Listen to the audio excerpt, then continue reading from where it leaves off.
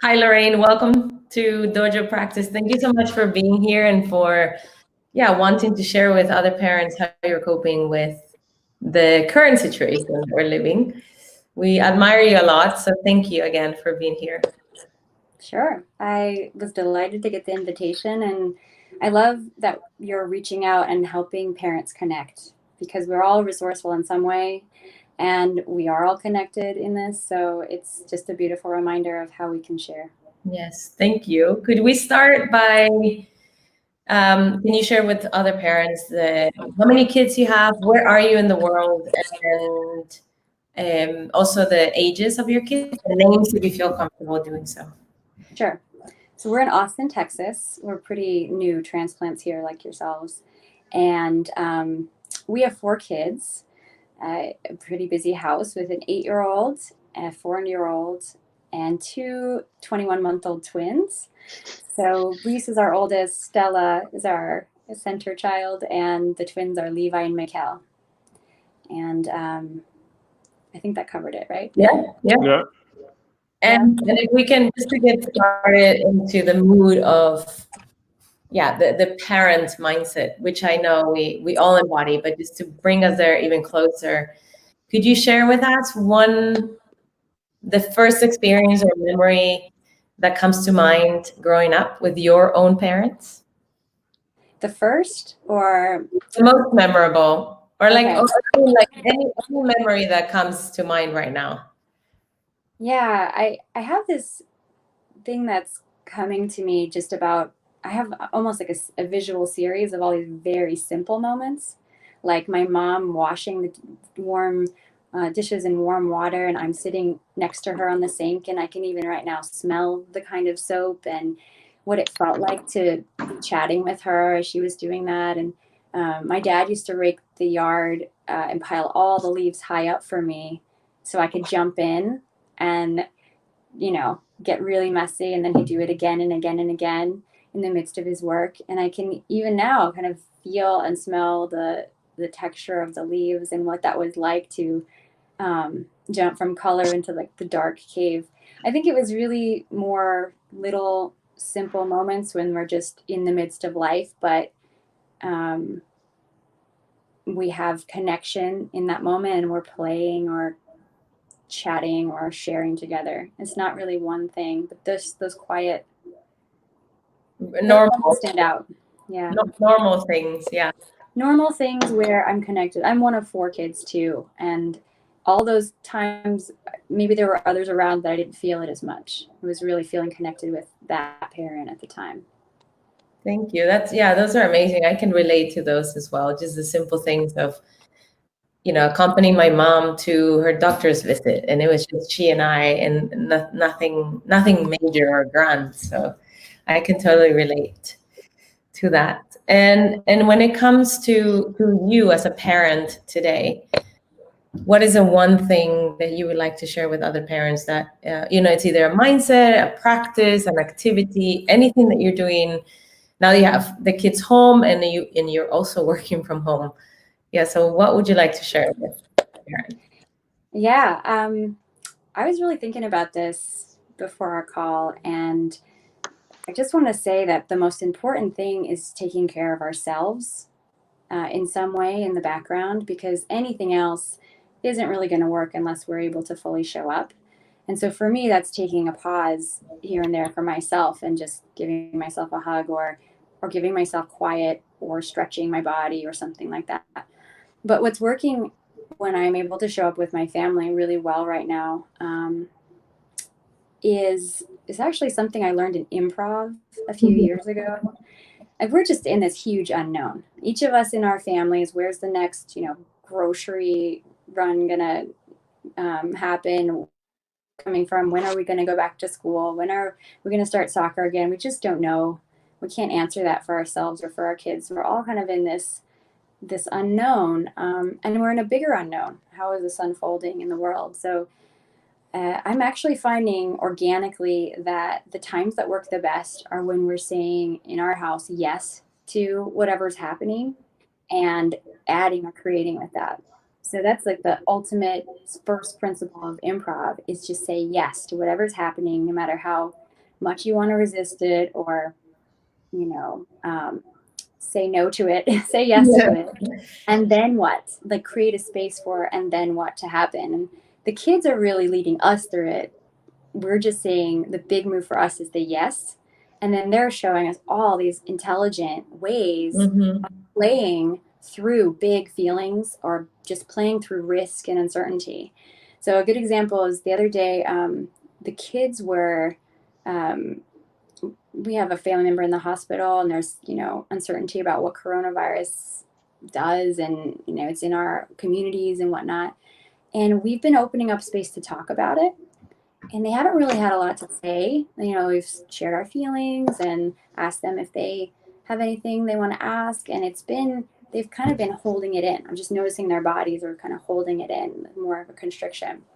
And I had a feeling like, okay, they're in a constricted place. They don't really want to play as much physically. We need some physical play. Okay, like this is just where they are. And we're outside, and all of a sudden I just decided to move into it. This was kind of risky, but I pretended to be Auntie Corona, who was just this ridiculous aunt who wanted to hug everybody, but she was also kind of dangerous. So I said, Auntie Corona's here. I'm going to come, sneeze on you and give you hugs and all stuff. And they just started shrieking and running all around and working together to find places to hide from me. And it could have been weird or something that they made them feel more scared, but actually it allowed them to discharge those feelings. And they were just laughing and laughing and laughing. And so they've asked every day since, can we play the Auntie Corona game? Can we play it? And it's similar to another game we play with all the kids with a broom. Like it's one of those brooms that also wipes the floor. And we call it Broom Monster, and anyone can grab the broom, not just us. And they start moving it around, cleaning the floor, and then everybody runs from it. But they want to run from it. So they come back close, and you try to swipe them, and then they run away. And it's this playing at the edge of, it's risky to get close. What if you get, nipped by the broom? But they really need that. Like after we play a game like that, and it could be for 5 minutes or 3 minutes, everybody's more open and ready to connect. Everyone's more willing to listen. I'm just finding these kind of improvisational games where we're being a bit risky or playing through our big feelings are helping us stay present and be okay.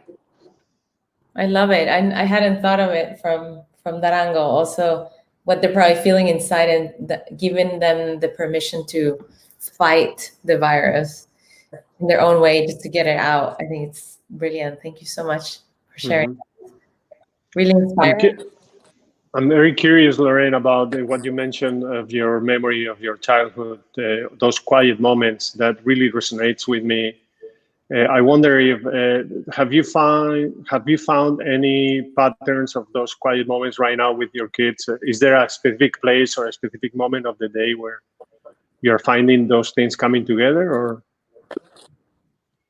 Yeah, with our age range, we really need to pay attention to the different rhythms. Our twins nap at a certain time. Our big kids have big energy at a certain time, and we're not just winging that. We're really paying attention to what are the arcs of their energy through the day. And I'm noticing, we have sacred times sort of set aside, or just in the rhythm of things. Like after the babies go to bed, we call them babies still. After they go to bed for the night, we have special time with the big kids. And depending on what's needed, we'll do one-on-one. We'll split up and each take a big kid and do what they really want to do. Or we'll do something together, like a game. We'll play Scrabble or do something like that. And I'm noticing how important that time is. It doesn't really matter what we're doing, but we're responding to what they fully need in that moment without as much happening. And then similarly, when we have rituals around putting down the twins for their nap or bedtime, we leave a lot of space for that. And the big kids know, oh, we need to go off and do something on our own for a while, so that, usually one of us can go and really give the twins just total 100% sweet attention. So it tends to be before bed. And then the other thing is in the morning, we have a ritual we've built into our routine. We even have we have our routines drawn on the wall in pictures. And the first one is snuggle party. So we have a snuggle party on the couch, all of us in the morning to start the day and just make sure everybody's good and love done before we start, even eat breakfast. Oh, I love that. That helps. And Loraine, it's I think it's day 26 for us of quarantine here in Austin.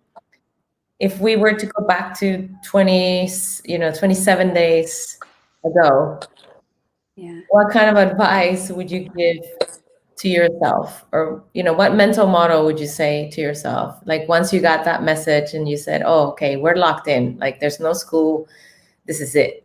What would you tell yourself then? Yeah. I would tell myself to be more intentional and like give myself permission to embrace the pause. So we're in a pause as a family from our usual rhythm. And there's something really beautiful in that to see that at first is easy to resist because it's change or it feels like stuckness. But it's also personally for me to show up for my family in my, better self. I really need to build in a pause. And that might be just walking away for a minute when I notice I'm getting overwhelmed, put my feet on the earth. Or even in the morning, I've started to get up 5-10 minutes a little bit earlier and relish in stillness for a little bit longer than I normally would. And that, I wish I'd started that sooner, but I'm doing it now. So we're learning as we go. Beautiful. Thank you so much, Loraine, for being here and for sharing so generously with other parents that I know are going to get a lot from your insights. So Thank you, Loraine. Thank you. This is great. Stay safe Bye. and healthy. Bye. Bye.